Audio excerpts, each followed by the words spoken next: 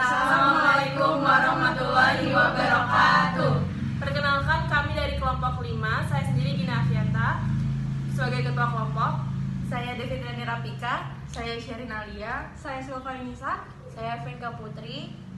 Di video kali ini kami akan mempresentasikan bagaimana cara mengelola tabulasi data sekunder dengan uji beda pada PET sampel t-test. Langsung saja kita masuk ke videonya. Langsung saja kita mulai. Yang pertama, saya akan menunjukkan data sekunder saya. Di sini sudah saya tampilkan data sekundernya, di mana pada data sekunder ini saya mengambil hasil laporan keuangan dari PT Nippon Indosari Korporindo Tbk, PT Siantara Top, dan PT Mayora Indah Tbk.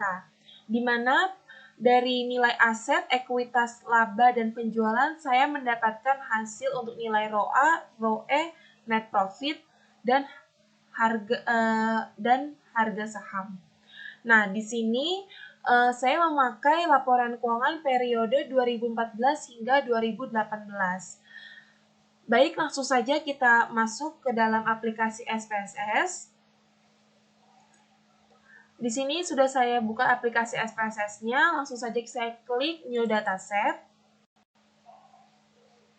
Nah, di sini langsung saja kita pindah ke Variable View. Di Variable View ini pada kolom Name, saya akan menuliskan variabel yang kita punya, yaitu PT, tahun, X1 underscore ROA, X2 underscore ROE, X3 underscore net, underscore profit, underscore margin, dan Y underscore harga, underscore saham. Setelah ini, kita berpindah ke menu type. Di type ini, saya akan merubah PT dan tahun menjadi string.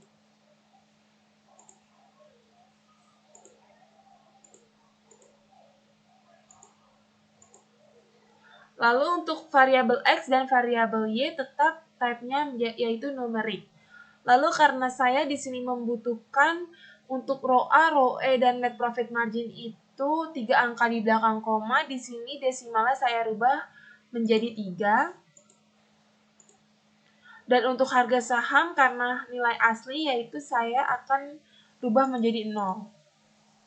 Setelah itu untuk di kolom measure, di sini saya untuk variabel X dan Y saya rubah menjadi scale. Lalu setelah untuk tampilan variabel view sudah seperti ini, kita langsung berpindah ke data view.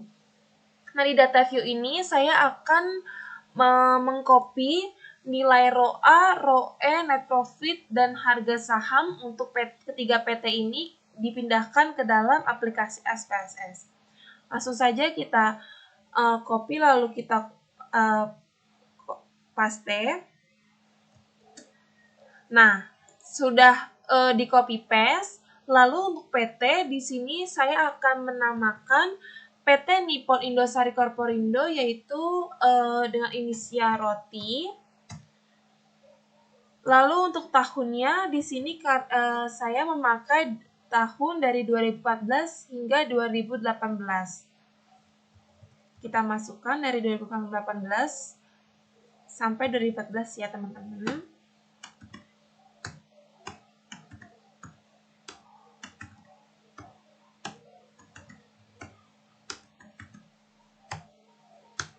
Nah, di sini langsung saja kita copy.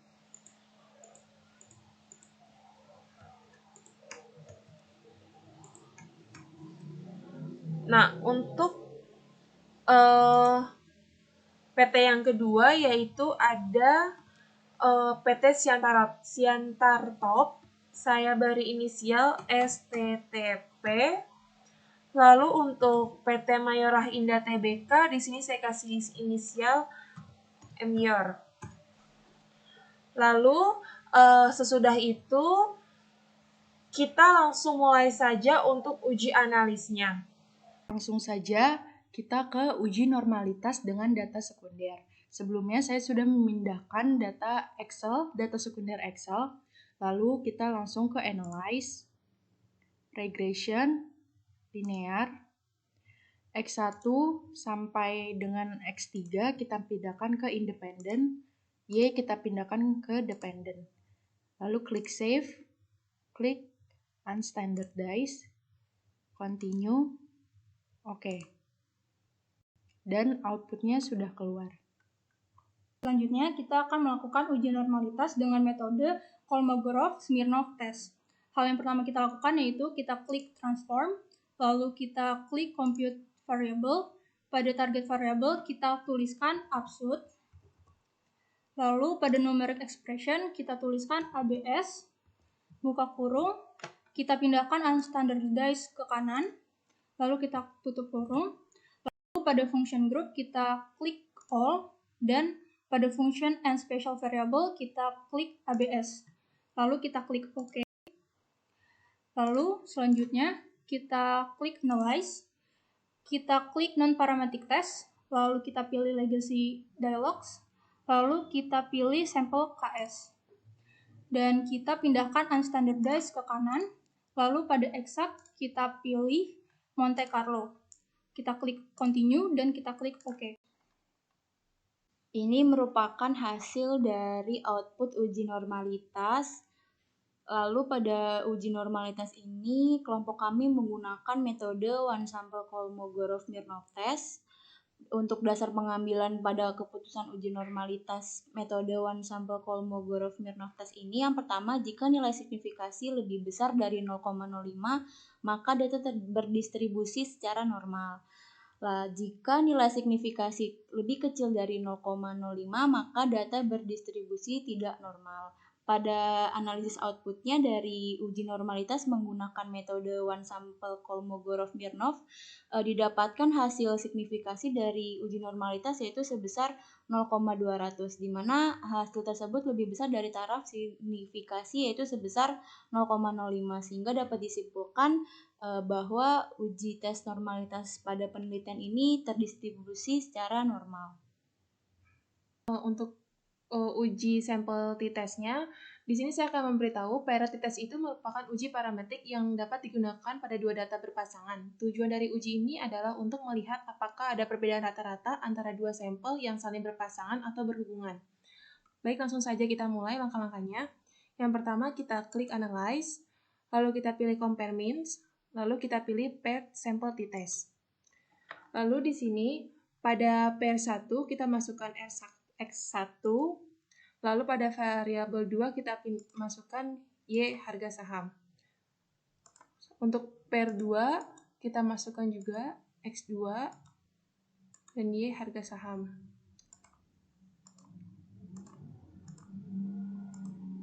Setelah semua variabel sudah dimasukkan, kita langsung saja klik OK.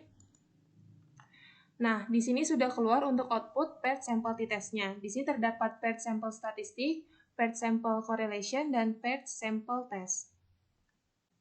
Lalu selanjutnya ada interpretasi pada uji paired sample t-test. Pada uji ini itu untuk mengetahui apakah terdapat perbedaan antara rata-rata dua sampel yang berpasangan atau dua sampel yang mempunyai yang sama namun mempunyai dua data.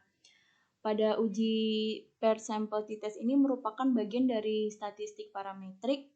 Lalu selanjutnya di sini ada hasil outputnya. Untuk pair 1, untuk nilai X1 row A diperoleh nilai mean sebesar 0,08127 dan Y harga saham diperoleh nilai mean sebesar 1833,60. Jumlah sampel yang digunakan itu sebanyak 15 sampel. Untuk nilai STD deviation pada X1 row A sebesar 0,031121 dan Y harga saham sebesar 1028,001. Lalu nilai STD error mean untuk X1 row A sebesar 0,08035 dan untuk Y harga saham sebesar 265,429. Maka dapat kita tarik kesimpulan nilai rata-rata pada X1 row A sebesar 0,08127 lebih kecil dari Y harga saham yaitu sebesar 1833,60. Maka secara deskriptif ada perbedaan rata-rata hasil penelitian antara X1 ROA dengan hasil Y harga saham. Lalu selanjutnya ada pair 2. Untuk nilai X2 ROE diperoleh nilai MEAN sebesar 0,1563, sedangkan untuk Y harga saham diperoleh nilai MEAN sebesar 1833,60. Dan jumlah sampel yang digunakan yaitu sebanyak 15 sampel. Untuk nilai STD deviation pada X2 ROE sebesar 0,070964 dan Y harga saham sebesar 1028,001. Lalu selanjutnya nilai STD error MEAN untuk X2 ROE sebesar 0,018323 dan Y harga saham sebesar 265,429. Maka dapat ditarik kesimpulan untuk nilai rata-rata pada X2 ROE sebesar 0,15633 lebih kecil dari Y harga saham sebesar 1833,60. Maka secara deskriptif ada perbedaan dari hasil penelitian antara X2 ROE dengan Y harga saham. Lalu selanjutnya ada pair 3. Untuk nilai X3 net profit margin diperoleh nilai MEAN sebesar 0,07700, sedangkan untuk Y harga saham nilai MEAN-nya sebesar 1833,60. Dan jumlah sampel yang digunakan sebanyak 15. Untuk nilai STD deviation pada X3 net profit margin sebesar 0,022453 dan Y harga saham sebesar 1028,001. Dan nilai STD error MEAN untuk X3 net profit margin sebesar 0,005797 dan Y harga saham sebesar 265,429. Maka dapat tarik kesimpulan nilai MEAN pada X3 net profit margin sebesar 0,022453 lebih kecil dari harga saham sebesar 1028,001. Maka secara deskriptif terdapat perbedaan dari hasil penelitian antara X3 net profit margin dengan hasil Y harga saham. Saya akan membacakan hasil dari interpretasi paired sample test, di mana dasar dari pengambilan keputusan ini terdapat dua syarat, yaitu jika nilai signifikan two-tailed kurang dari 0,05, maka terdapat perbedaan yang signifikan antara hasil uji pada data laporan keuangan. Lalu syarat kedua, jika nilai signifikan lebih dari 0,05, maka tidak terdapat perbedaan yang signifikan antara hasil uji pada data laporan keuangan. Pengambilan keputusannya yaitu pada pair 1, 2, dan 3 diketahui bahwa nilai signifikan dari ketiga pair tersebut sebesar 0,000, di mana kurang dari 0,05. Maka dapat disimpulkan bahwa pair 1 terdapat perbedaan yang nyata antara hasil uji pada data X1 ROA dan Y harga saham, dan terdapat perbedaan yang nyata antara hasil uji pada data X2 ROE dan Y harga saham, serta terdapat perbedaan yang nyata antara hasil uji pada data X3 net profit margin dan Y harga saham. Dari interpretasi paired sample test, di mana dasar dari pengambilan keputusan ini terdapat dua syarat, yaitu jika nilai signifikan two-tailed kurang dari 0,05, maka terdapat perbedaan yang signifikan antara hasil uji pada data laporan keuangan. Lalu syarat kedua, jika nilai signifikan lebih dari 0,05, maka tidak terdapat perbedaan yang signifikan antara hasil uji pada data laporan keuangan. Pengambilan keputusannya yaitu pada pair 1, 2, dan 3 diketahui bahwa nilai signifikan dari ketiga pair tersebut sebesar 0,000, di mana kurang dari 0,05. Maka dapat disimpulkan bahwa pair 1 terdapat perbedaan yang nyata antara hasil uji pada data X1 ROA dan Y harga saham, dan terdapat perbedaan yang nyata antara hasil uji pada data X2 ROE dan Y harga saham, serta terdapat perbedaan yang nyata antara hasil uji pada data X3 net profit margin dan Y harga saham. Sekian pemaparan dari kelompok kami, kurang lebihnya mohon maaf. Terima kasih. Wassalamualaikum warahmatullahi wabarakatuh.